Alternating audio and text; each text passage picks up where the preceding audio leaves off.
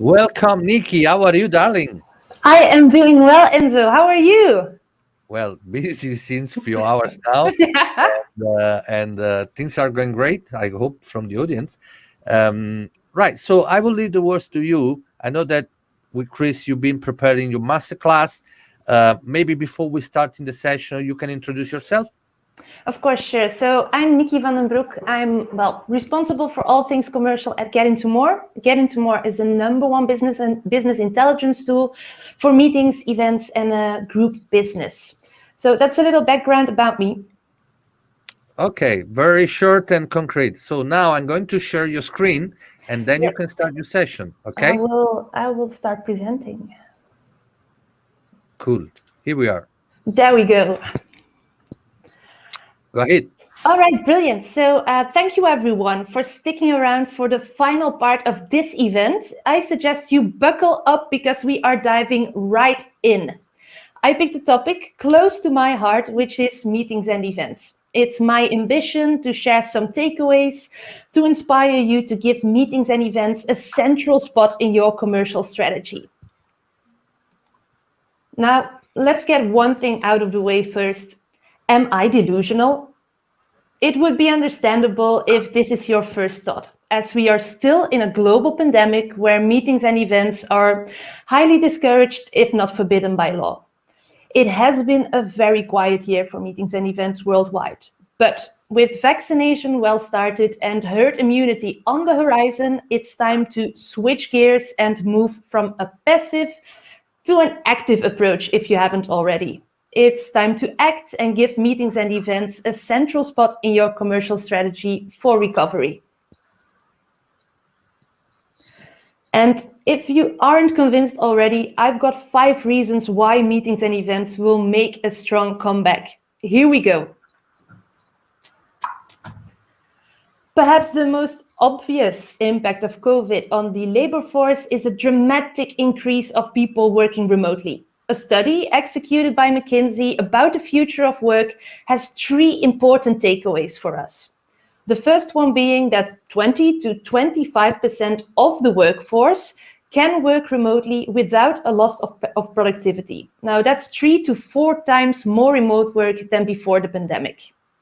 Secondly, a survey was included that showed companies plan to reduce office space with about 30%. And last but not least, the study stresses the existence of jobs that could technically be done remotely, but are best done in person, like taking critical business decisions, brainstorming, and onboarding new employees.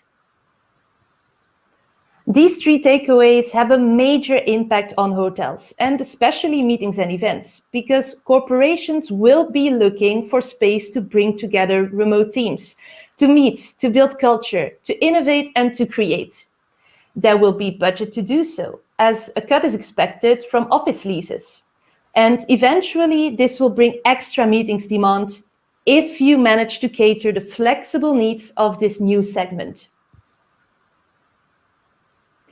Secondly, corporations have re-evaluated travel, and it is expected that business travel will decrease a bit, mainly because virtual communication tools have proven to be quite effective for one-on-one discussions. This opens new doors, though, for meetings and events. Bear with me while I take one step back. What is the purpose of business travel? People travel to establish a personal relationship, to stand out from their competitors, and to show they care enough to go the extra mile. Literally. At the same time, they sacrifice work-life balance and know that all of this travel isn't that sustainable. People will want to make their travel count. Leisure travel will pick up, where your business guests might stay a little longer if you have a suited offer for them. Corporations will be looking for other ways to communicate their brand identity in experience-driven, more sustainable local events that will make them stand out more than any handshake could. Be ready to think with them about creating those experiences. Now, since the beginning of the pandemic, hotels have proven to be capable of welcoming people in a safe way.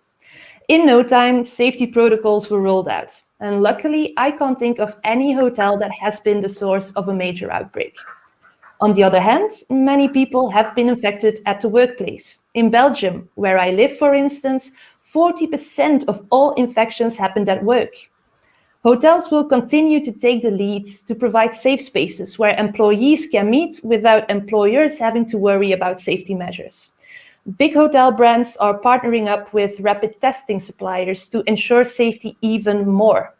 Now, what are you doing to ensure your guests have a safe experience as we move out of the pandemic? Watch out though, there's a thin line between making your guests feel safe and scaring them away by taking it one step too far.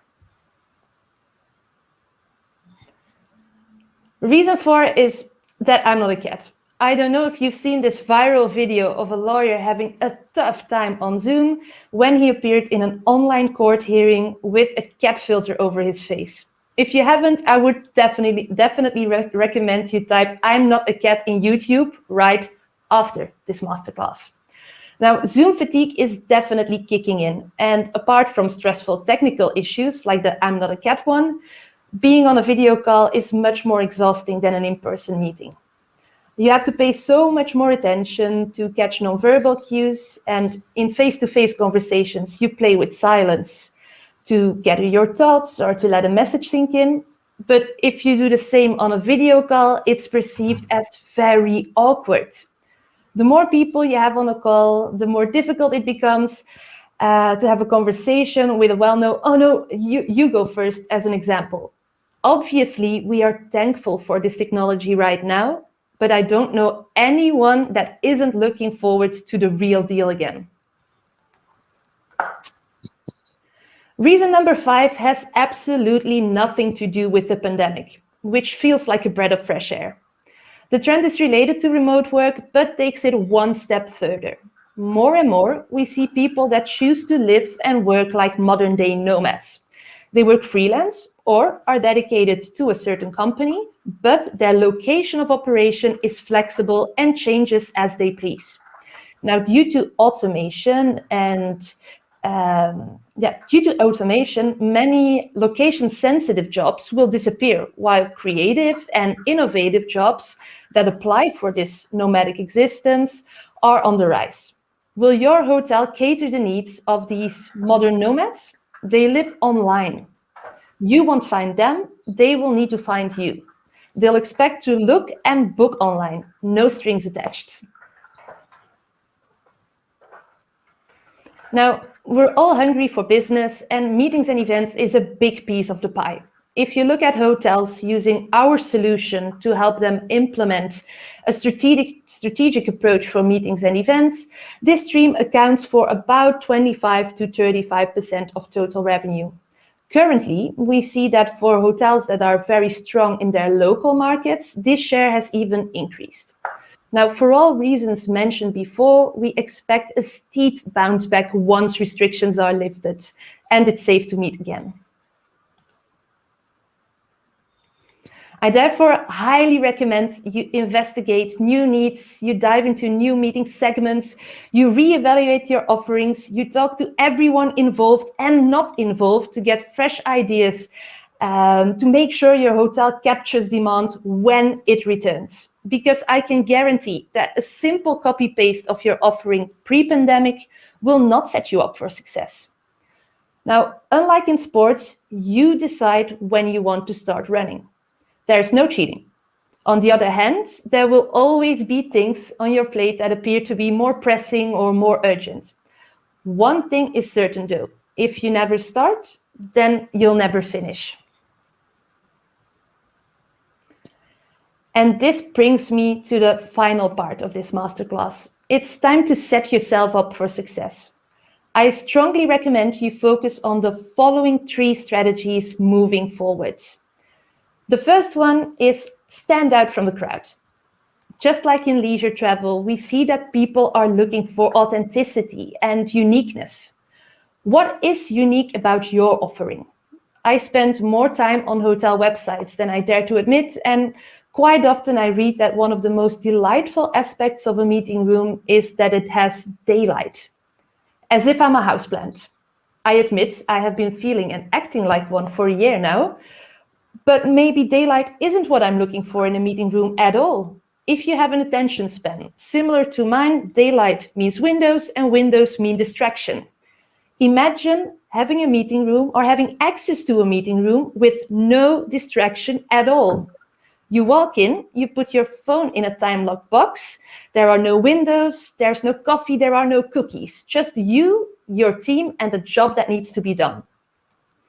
Now, obviously, you wouldn't want to stay a full day in such a room. Maybe even half is a bit long. But for 1 or 2 hours, I can guarantee miracles could be performed there.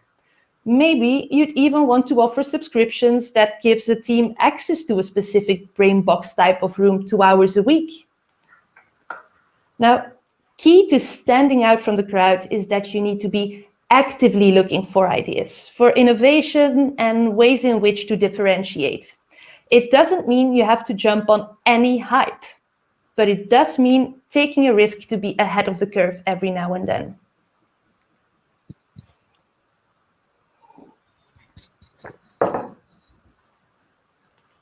So the second strategy is to make them an offer they can't refuse. Or, in other words, implement revenue management for meetings and events. We've briefly touched on this before, but for most hotels offering meetings and events, this stream will make up about 30% of total revenue. Imagine the positive impact impact you'll have once you start actively optimizing this revenue stream. As we are working with larger revenues attached to one inquiry, the decisions can make or break your month. The stakes are high, but the rewards are even higher. And of course, you're not on your own here. We at Get Into More offer specialized business intelligence to help you implement a data-driven approach for meetings and events. One with dynamic pricing, dynamic inventory management, everything to empower you and the team to send out the most competitive offer with confidence. An offer they simply can't refuse.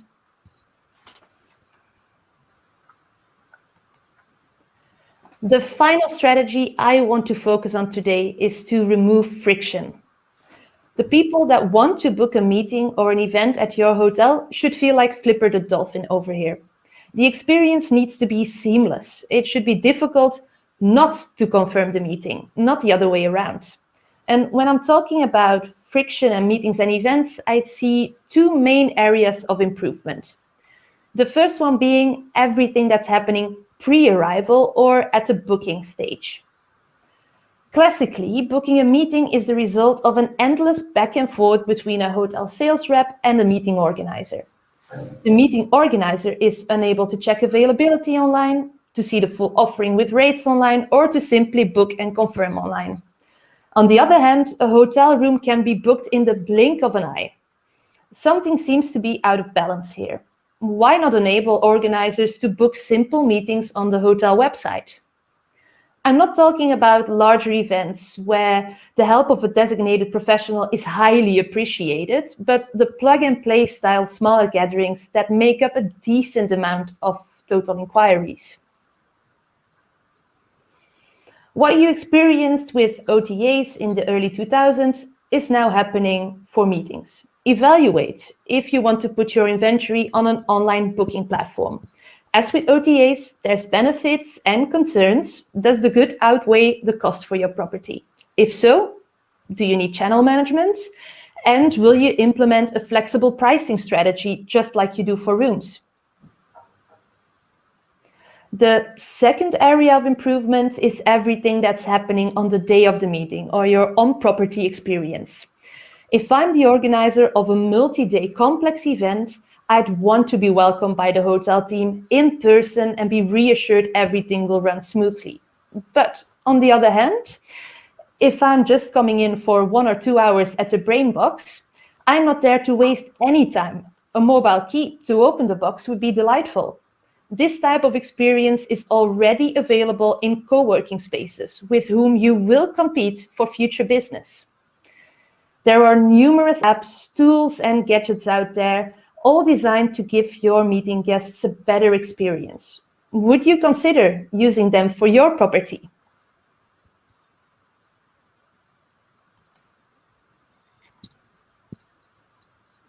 And this brings me to the end of this masterclass. If you only remember three things about my plea for meetings and events, please let it be that meetings and events will make a strong comeback. It's time to start running and set yourself up for success. And you'll do that by standing out from the crowd, making an offer they can't refuse, and by removing friction points. Now, after this masterclass, I'll be hosting a live Q&A on my LinkedIn page. Feel free to connect and join me there. If you have any questions or remarks, this QR code should bring you there. I'm looking forward to hearing from you. Now, Enzo, the stage is yours again. Cool. Great. So I think we all wish that those events are coming back soon now. And thanks for sharing your tips, Nikki. How can people get in touch with you in case they want to get more about your company, maybe asking your slide? Is there a way? How can they get in touch with you? Sure, I'm looking forward to hearing from everyone. So you see my name typed here. It's Nikki van den Broek. Simply reach out on LinkedIn to get access to the slides. I'm happy to send them to anyone interested. Perfect.